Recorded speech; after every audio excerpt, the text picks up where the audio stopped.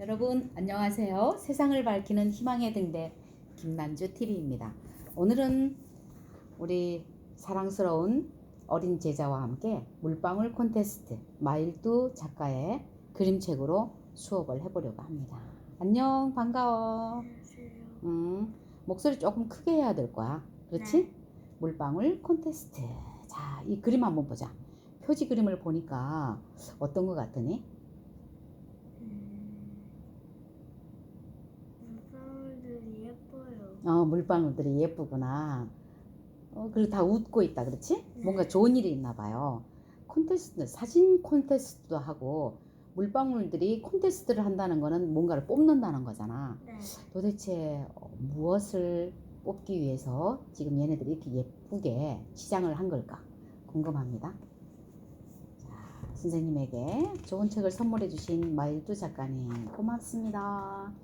마일두 작가님은요, 계명대학교 대학원에서 교육학을 전공했다고 합니다. 그리고 경제, 경영, 자기관리, 리더십, 마케팅, 심리, 교육, 글쓰기 관련해서 세계 최고 수준의 책을 수백 권을 읽었다고 그래요. 그리고 칼국수 스토리라고 하는 책을 출간을 해서요, 5개월 만에 전국 24개 방송국에 출연했다고 해요. 선생님도 이 작가를 라디오 방송을 통해서 먼저 알게 됐어요. 그리고 내가 그 이야기 있잖아, 칼국수 스토리, 그걸 읽은 독서 감상문을 내 블로그에 올렸는데, 이분이 기차를 타고 강의를 가던 중에 핸드폰을 통해서 그 블로그에 쓴 선생님의 글을 읽은 거야. 그래서 너무나 고맙다고 하면서 이 책을 보내주셨거든. 그 일을 계기로 해서 지금도 연락을 주고받으면서 좋은 정보를 나누고 있단다. 물방울 콘테스트. 그림은 김이주 화가가 그렸어요. 이쪽은 우리 도연이가 읽고 이쪽은 내가 읽고, 그럼 어떨까? 네. 좋아, 읽어보자. 여기는 세상 모든 물이 모이는 물의 나라입니다. 그런 나라가 정말 있나고요? 있고 말고요.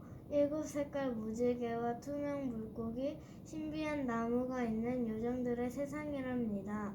오늘은 물의 나라에서 가장 아름다운 여왕을 뽑는 날입니다.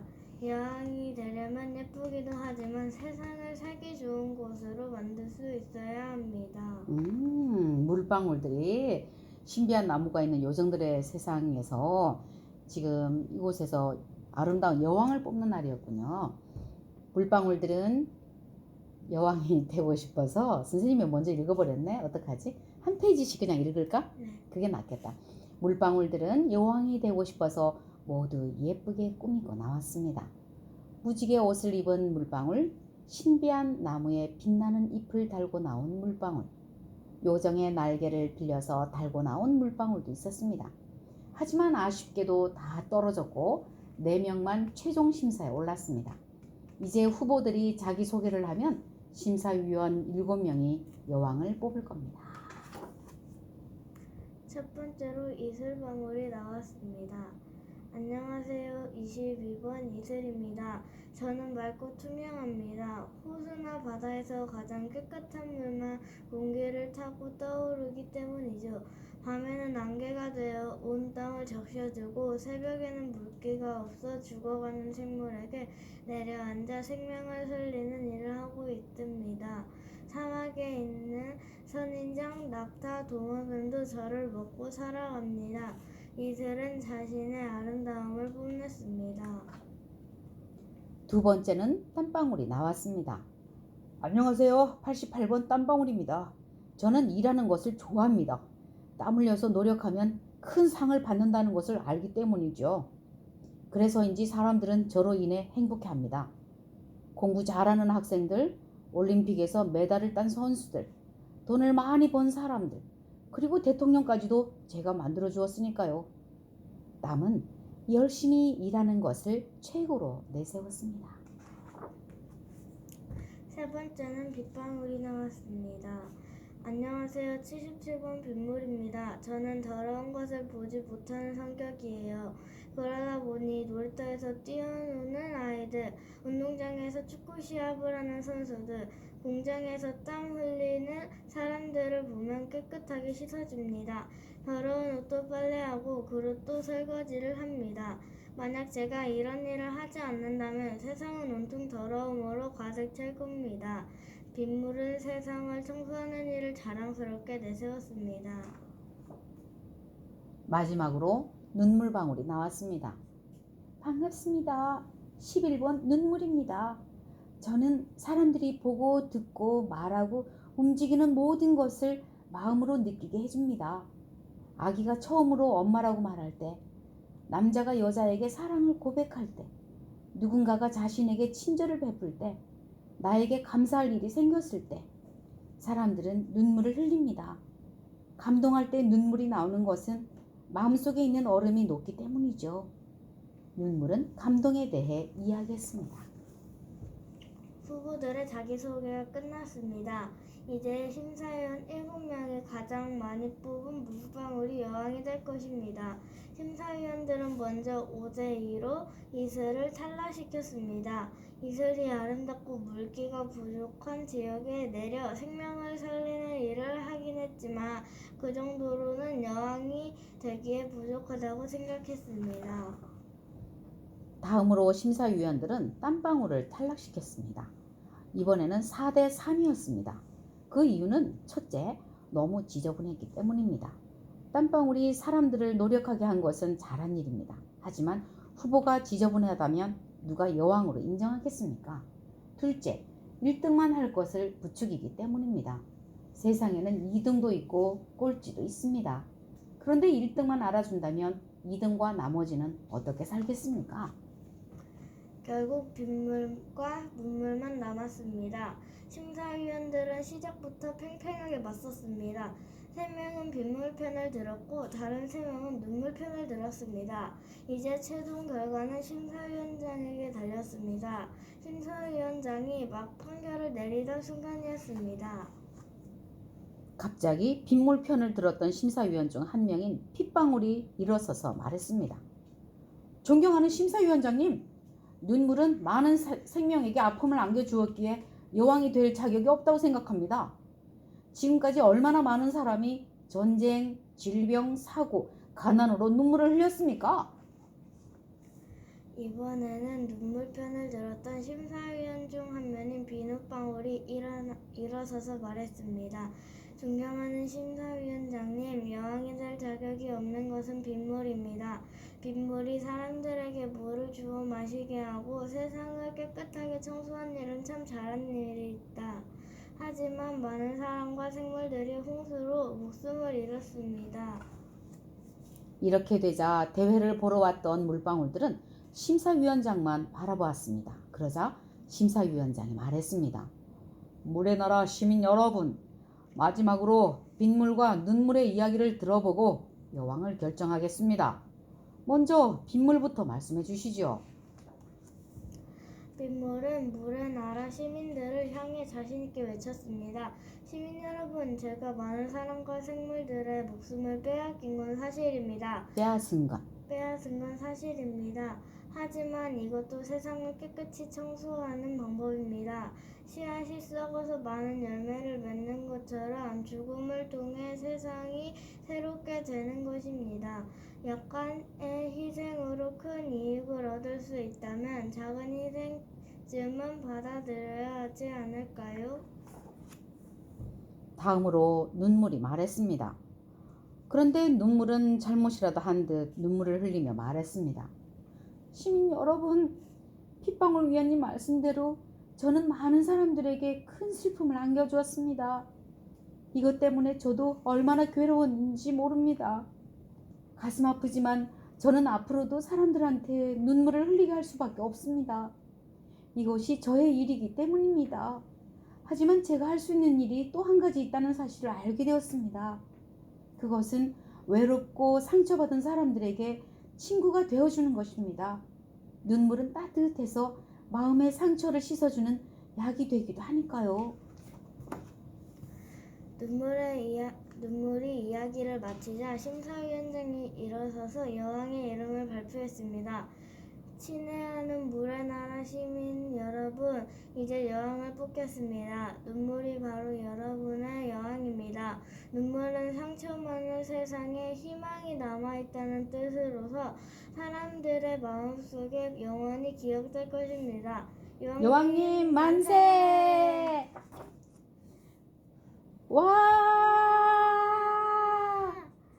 물의 나라 시민들은 눈물이 여왕으로 뽑힌 것을 기뻐하며 모두 만세를 불렀습니다.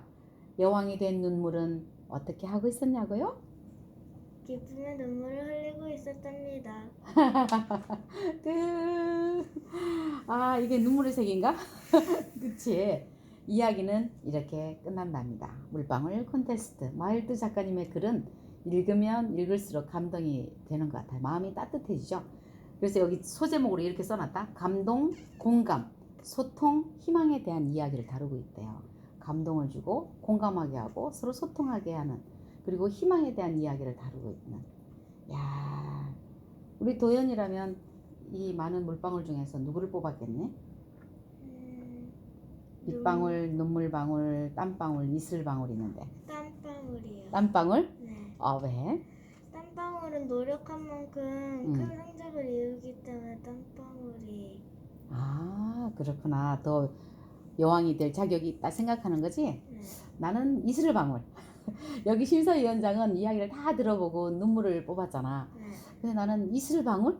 왜냐면 이슬은 소리 없이 조용하게 모두가 잠든 밤에 조용히 내려서 온 대지를 적셔주잖아. 네. 그리고 아침에 꽃이 필 수 있도록 그 이슬을 머금게 해주고, 그리고 이슬은 영롱하잖아. 맑고 깨끗하고.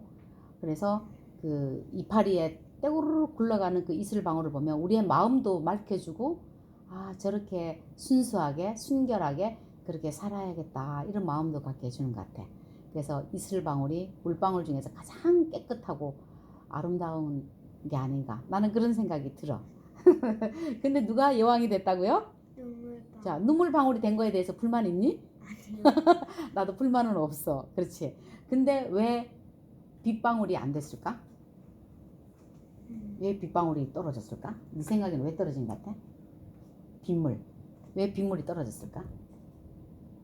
네 생각에 왜 떨어진 것 같아? 홍수 같은 것 때문에 사람들이 목숨을 잃거나 다칠 수 있어서. 그게 오히려 더 많은 문제를 일으킨다고 생각했구나. 내 생각에는 왜 빗물이 떨어졌나, 내 나름대로 생각해 보니까 빗물은 그 마음이 있잖아. 빗물의 마음은 작은 희생쯤은 받아들여야 하지 않을까요? 약간의 희생은 큰 이익을 위해서는 작은 것을 가볍게 소홀하게 여기는 거, 소중하게 여기지 않는 거, 그 마음가짐이 어쩌면 잘못되지 않았나 싶어요. 그렇지. 그런데 눈물은 자기가 잘못한 거에 대해서 솔직하게 인정을 하잖아. 그렇지? 맞다고. 나는 솔직히 지금 많은 사람들에게 큰 슬픔을 안겨줘서 그것 때문에 자기도 괴로웠다고. 그 말이 맞다고. 인정할 건 딱 인정해주면서 앞으로도 그럴 수밖에 없다. 그렇지만 본인이 잘하는 건 뭐냐면 눈물은 따뜻하기 때문에 사람의 마음의 상처를 깨끗이 씻어주는, 어루만져주는 그런 고마운 존재, 약이 된다는 얘기를 한 거야. 그렇지? 그래서 빗물에게 더 점수를 줬나 보다. 자, 오늘의 이야기는 이렇게 끝이 납니다. 이 이야기를 통해서 우리가 첫 시간에 물방울 콘테스트를 읽고 하브루타 독서 토론을 하는 거잖아. 그럼 하브루타 독서 토론은 어떻게 하는 거냐? 자, 하브루타라는 거는 유대인식의 질문하고 대답하는 교육 방식이에요. 물어보고 답하는 거야. 좀 전에 선생님이 너한테 물어봤지. 너라면 누구를 뽑았겠니? 그리고 왜 빗물이 떨어졌다고 생각하니? 내가 질문을 했지. 그럼 너는 답을 했어. 그러면 그 답이 틀린 걸까? 아니야. 그렇지? 각자의 생각이 맞는 거야. 근데 왜 그렇게 생각했는지 이유가 있겠지. 그 이유가 타당하다면 그것도 정답인 거예요. 이 말도 맞고 저 말도 맞을 수 있다는 거지. 그래서 우리가 하브루타는 유대인들이 주로 하는 학습 방법인데 물어보고 답하는 거야. 질문과 답이 함께 이루어지는 그런 독서 토론이에요. 독서 토론이라는 거는 책을 읽고 거기에 대한 이야기를 나누는 거야. 그럼 무엇을 가지고 이야기를 나누지? 7개의 키워드가 있어요. 7개의 키워드가 있는데 하나, 둘, 셋, 넷, 다섯, 여섯, 7개가 있다. 자, 우리가 이 책을 읽었어요. 그렇지? 잘 보이나? 안 보이면 어떡하지? 조금 더 멀리 가볼까?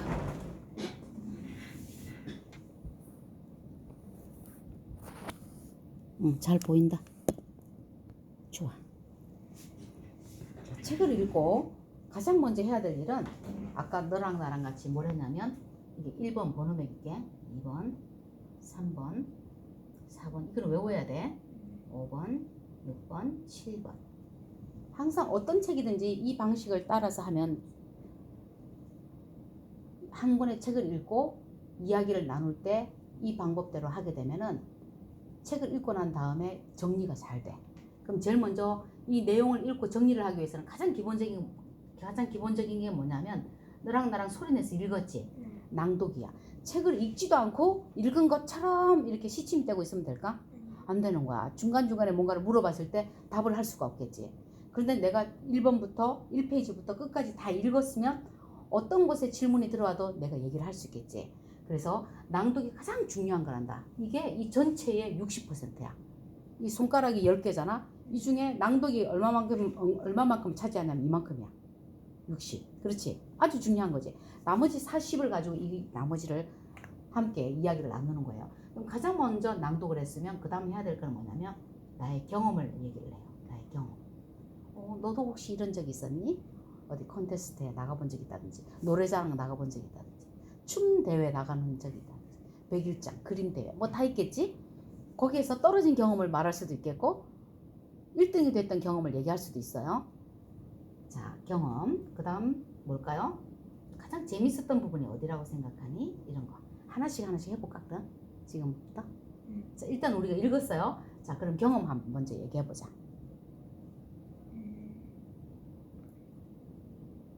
지난 7월 달에 육상대회를 나갔는데 3등까지 본선에 올라갈 수 있는데 아쉽게 4등 해가지고 본선에 못 올라간 게 아쉬웠어요. 아이고, 그때 마음이 어땠어? 다음에 더 연습해서 본선 올라가겠다. 오히려 마음을 다 잡았구나. 실망하고 울고 불고 따지고 그러지 않았다는 거잖아. 오늘도 아까 보니까 이슬도 떨어졌잖아. 그지? 떨어졌을 때 막 대들지 않고, 그지? 솔직하게 인정하는 거. 그것도 있겠다. 그렇지? 그러면 이제 네가 먼저 답을 했잖아. 그럼 너도 나한테 물어볼 수 있겠지? 그럼 선생님은 혹시 그런 적 있으세요? 이렇게 또 질문을 해봐. 선생님도 혹시 그런 적 있으세요? 나는 너처럼 어릴 때 노래를 잘 불렀단다. 선생님이 살았던 시골